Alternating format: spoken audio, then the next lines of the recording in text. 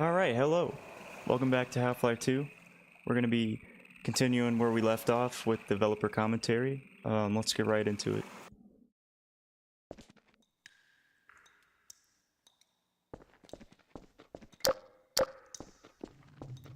Okay, I'm trying to remember where I left off.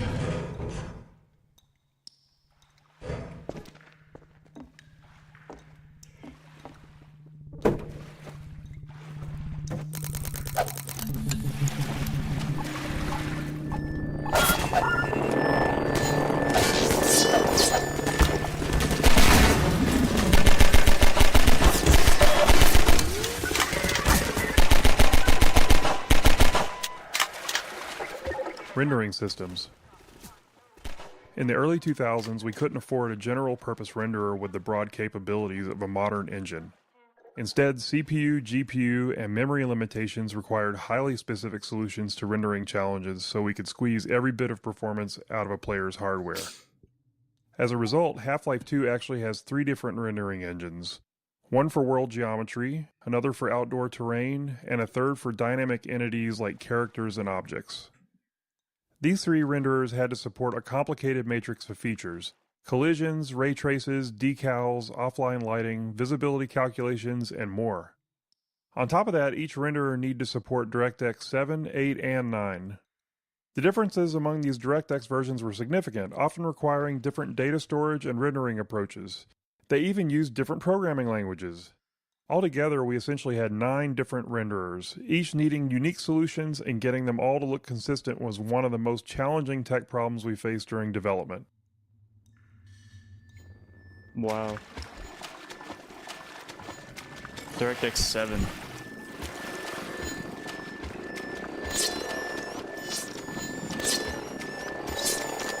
What the fuck is that?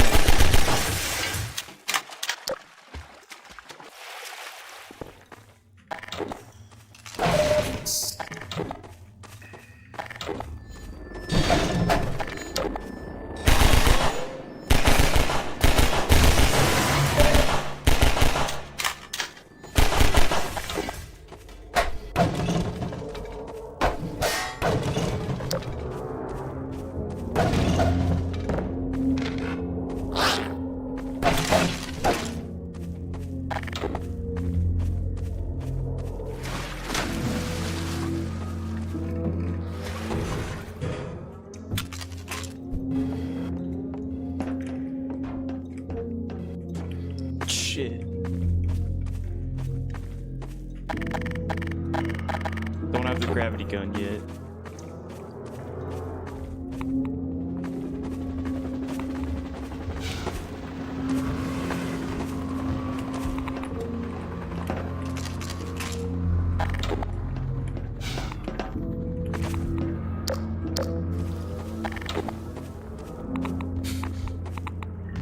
If I go in there and read that, I'll be invincible, so fuck it. GPU Wild West. During development, we faced numerous decisions influenced by our choice of minimum spec, the least powerful CPU and GPU combination that would still deliver a good experience for customers. In the early 2000s, there was far more variety among GPUs than today, with wide differences not only in speed, but in fundamental approaches to rendering. But at the time, we had no real data on the hardware our customers were using. What CPUs and GPUs did they have? How much RAM? Which version of Windows? We reached out to Microsoft hoping they might know answers to questions like, how many DX7 cards are in use? Or DX8? Unfortunately, they didn't have the data either.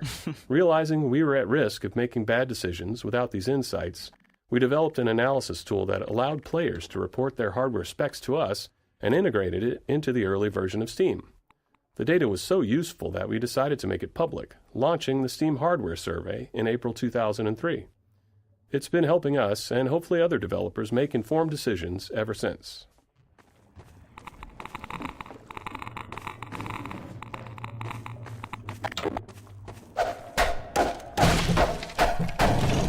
I can't help myself. They're shelling us! Holy fuck.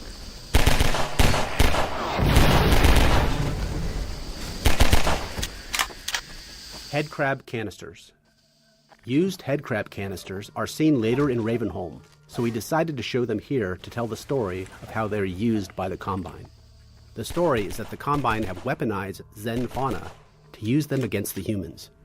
Burrowed headcrabs was added as a new feature for this section that was expanded into a larger area that is meant to show a citizen shanty that was decimated by the headcrab assault.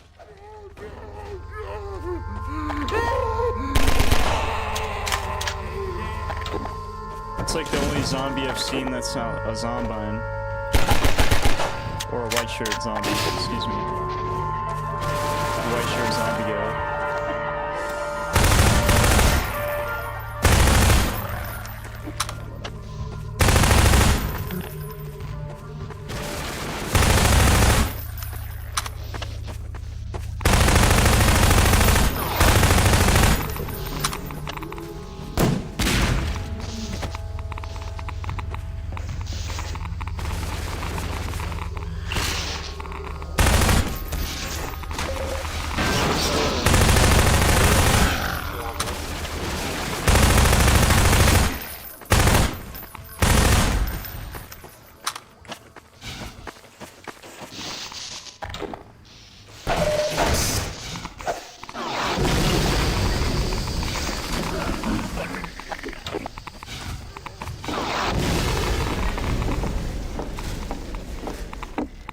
Airboat intro.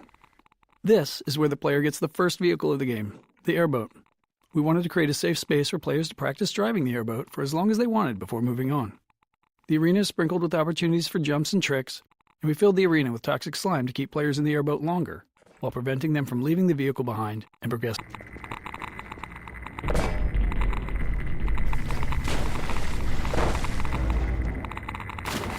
Go ahead and get in the boat, Dr. Freeman. Shut up.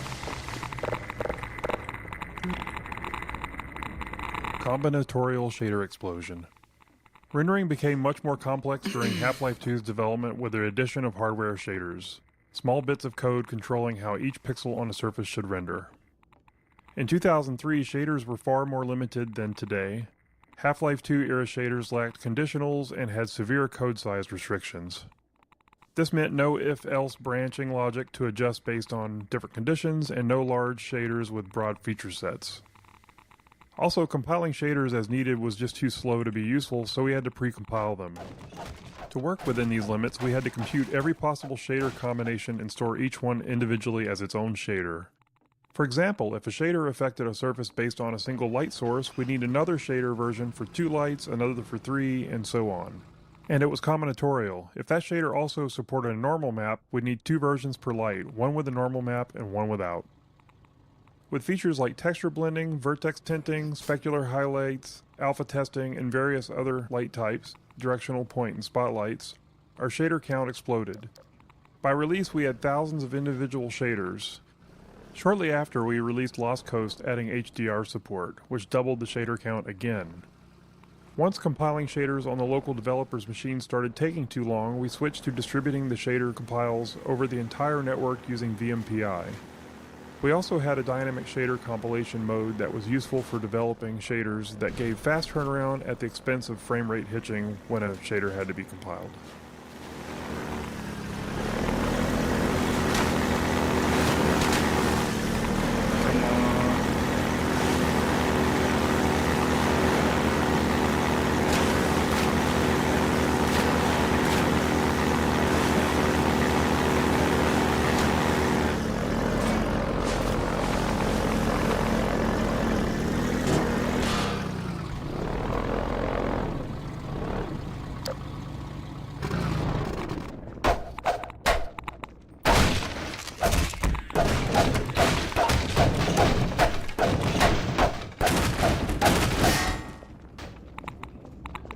Fighting motion sickness.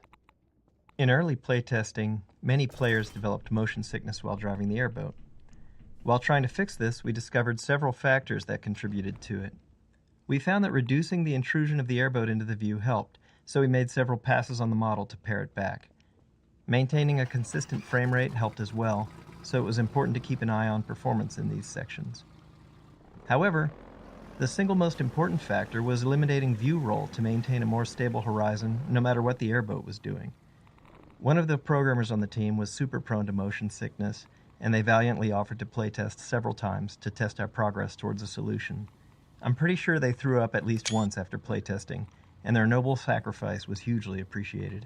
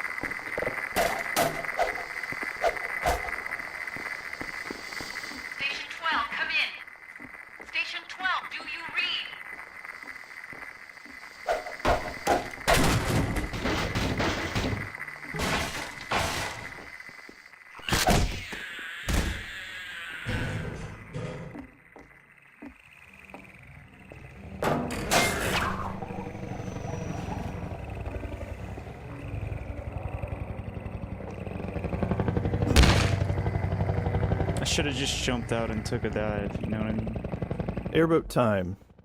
Finding the right balance between vehicle time and time on foot took some work. Driving at full speed propelled players through the world quickly, and in early playtests we felt that players were missing out on exploring and taking in the game's detail. Exploration and world examination are core values of Half-Life, so we didn't want the vehicle to eliminate that. To address this, we added periodic spots where players could get out and explore small pockets of dense detail. Additionally, as the physics system evolved, we were learning new ways to use it. These spots off the airboat let us introduce an element of discovery around physics, like dropping crates into the water or combining barrels to raise a ramp. This gave players a chance to interact with water and physics in different ways.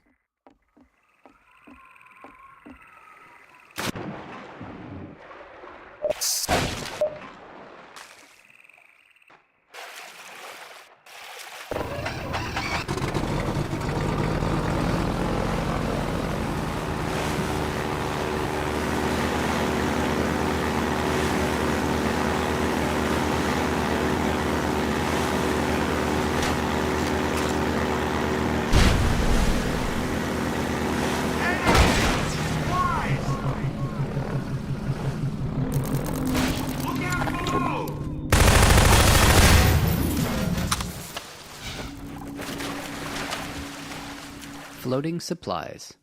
In the alpha playtest, the canals were sprinkled with floating supply crates that players could smash with the airboat to collect the supplies inside. The mechanics were somewhat gamey, but helped keep the flow of the gameplay going, allowing the player to resupply on the go. To help make the premise more plausible, we wanted to tell the story of how the floating crates ended up so conveniently placed along the player's path. This scene of the citizens dropping supply crates helped sell that fiction, while also making the canals feel more alive. It also made players feel more heroic and important to be helped by so many supporting characters.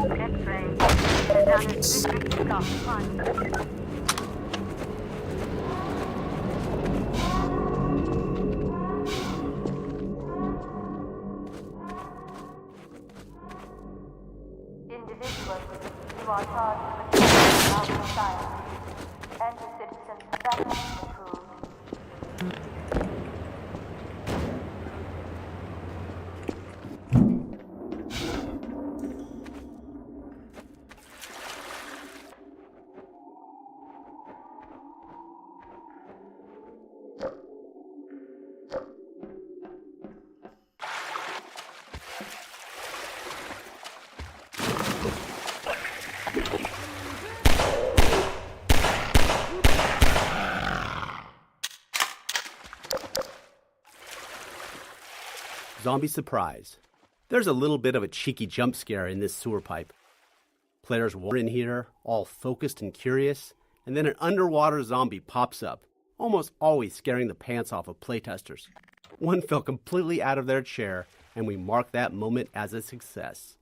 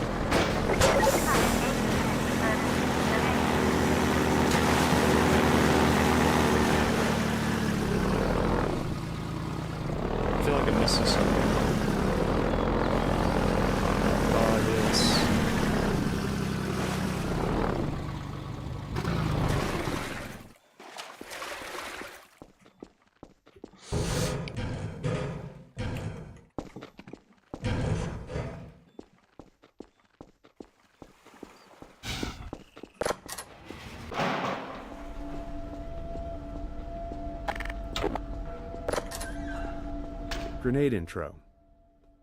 We conceived of this Combine base as both a training area and a playground for grenades, introducing them here in infinite supply crates to signal that it's safe for players to use grenades freely without fear of running out. Go wild.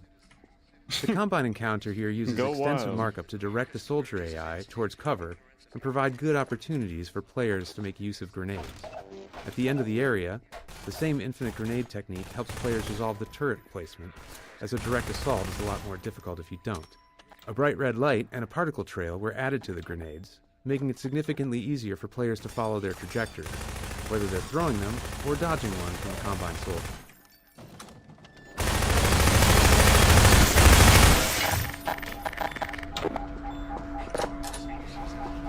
Air resistance. One important feature we had to add to our physics engine for Half-Life 2 was air resistance. At the time, physics engines would typically implement a general damping feature for slowing objects down as I'm they invulnerable. move. But this merely removes energy in a symmetric way. In order to create a more believable motion, we decided to simulate air resistance instead.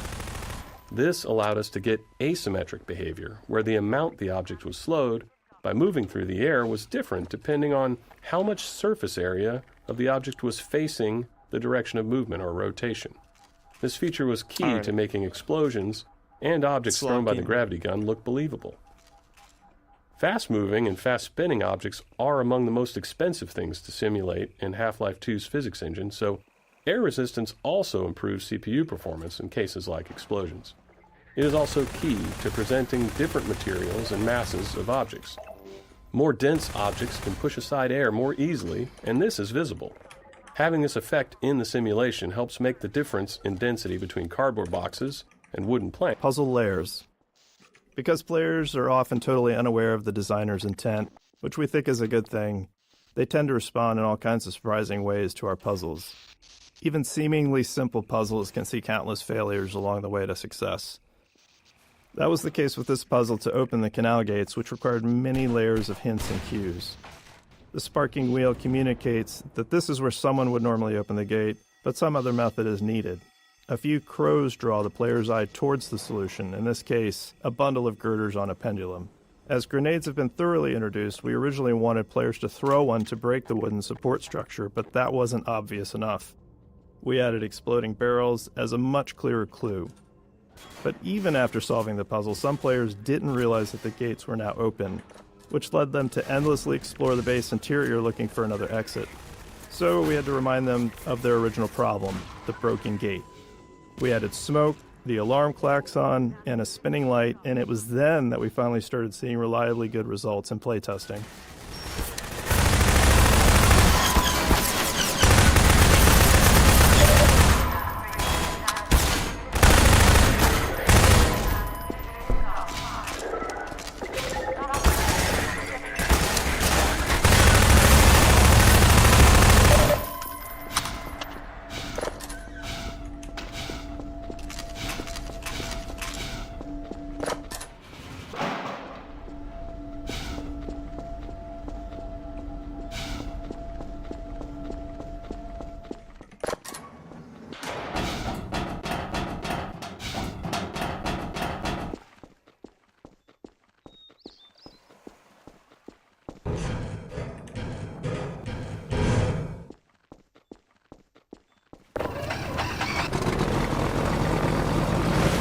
Let's get out of here.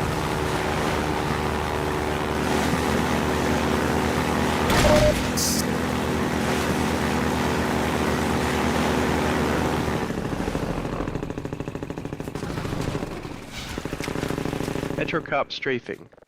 The initial design of the airboat levels aimed to challenge players with tight maneuvers under pressure from Metrocops. The Metrocop strafing fire pattern was meant to make players slalom around the shots as they sped through, but in a review process, internally known as Overwatch, some playtesters felt frustrated being shot at without a way to retaliate. They wanted the airboat to feel powerful and unstoppable. Based on that feedback, we refocused the levels to emphasize empowerment over challenge, shifting from dodging attacks to fast-paced combat, speed, and busting through barriers.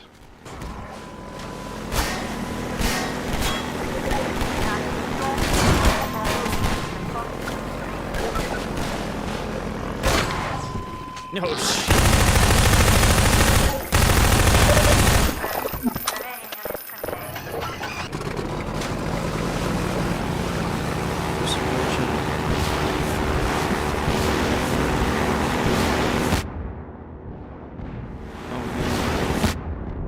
Oh, man.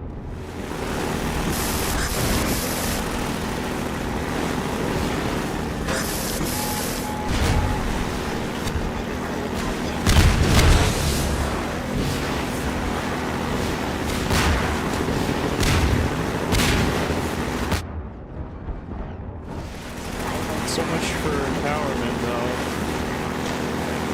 Got one health.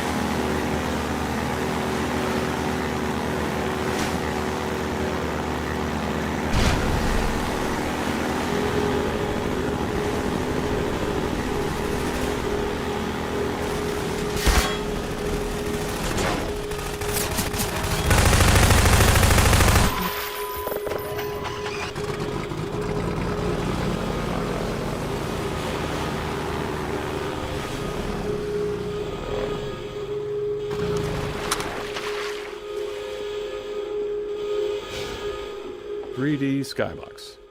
We've always needed to render a world that feels larger than our map limitations allow. In Half-Life 1, we used a cube map texture to let players see beyond the playable area. But in Half-Life 2, we wanted that view into the larger world to be dynamic, not just a static texture. Our map size limitation was about half a mile in each dimension, but we realized we could create a much larger outer world if we stored it at a reduced scale. So, we invented what we called the 3D Skybox. The 3D Skybox is a small box hidden within the actual game map containing geometry at 1/16th scale. Inside it, a reference point corresponds to a matching origin in the main map. Then, when we render the space beyond the playable area, we use the geometry from the 3D Skybox, positioned by that reference point and scaled up 16 times. Getting the lighting and fog to blend seamlessly across the transition from the main map to the Skybox presented some sticky challenges, but it worked. The result made the world feel significantly larger and more immersive than it had in Half-Life 1.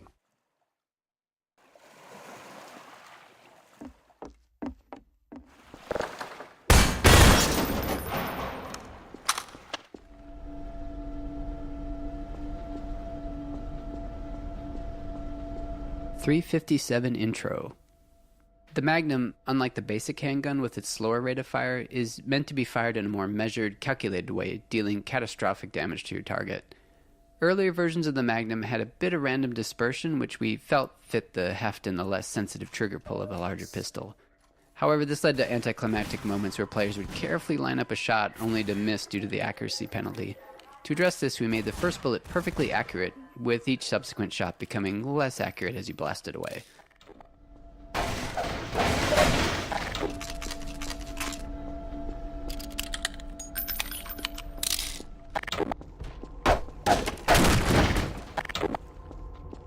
VMPI.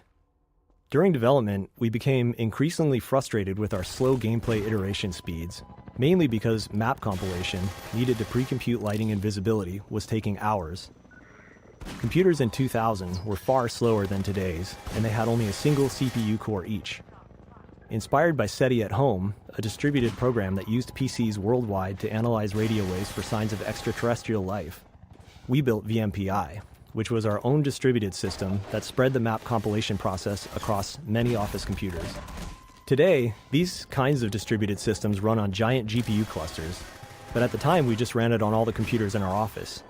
To deal with how our lighting code was evolving as quickly as our maps were, VMPI also distributed new EXE files to everyone's computer too. In retrospect, this was a pretty terrifying security concept, just awfully bad. It's like the stuff of nightmares for IT folks. Because we were sending an arbitrary executable to all of our work PCs, and they would just run it. It was absolute madness. But it worked for us, and it did significantly increase our map iteration speed, and as a result, it ended up being a crucial tool.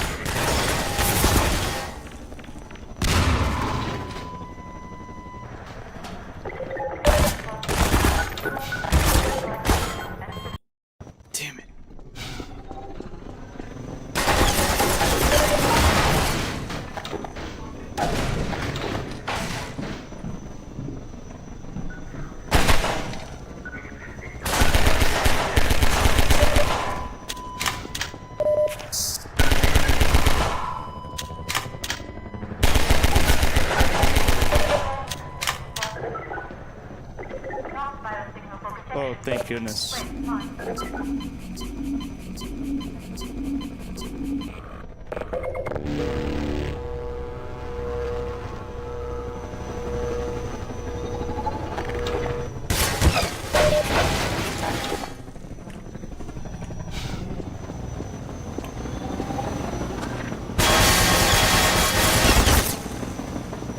Oh shit, that doesn't look like the right way.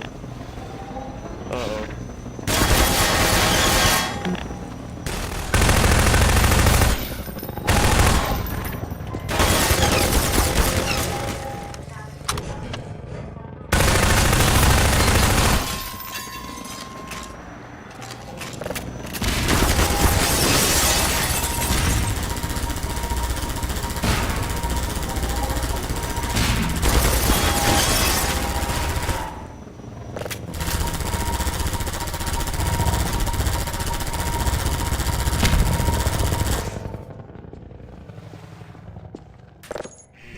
Mounted gun. The mounted guns were added here to help train the player on the gun's effectiveness against the attack helicopter for the final battle in the reservoir. This was necessary because up to this point, the helicopter was invulnerable to the player's weapons, and we had to give some indication that it could be harmed with larger weaponry. This was only somewhat effective in playtest due to the amount of pressure the player was under at the moment, which led us to developing the particle effects and sounds that would sell to the players that they were really doing damage.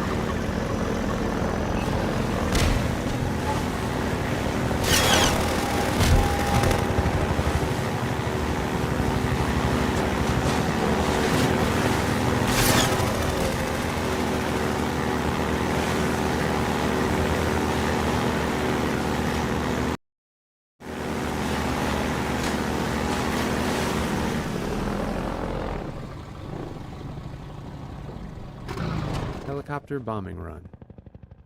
This is another example of us creating movement hazards while driving the airboat. The helicopter attempts to stay in front of the player when dropping bombs, and if the player backtracks, it switches to hovering and turns to attacking the player. In one playtest, a bomb just so happened to drop between the pipe seams, creating a pretty cinematic moment. The playtester had a positive reaction, so the team decided to script it so it happened every time. This process has become part of our organic design process. Every so often, a cool thing randomly happens in a playtest, and we find a way to make it happen more reliably.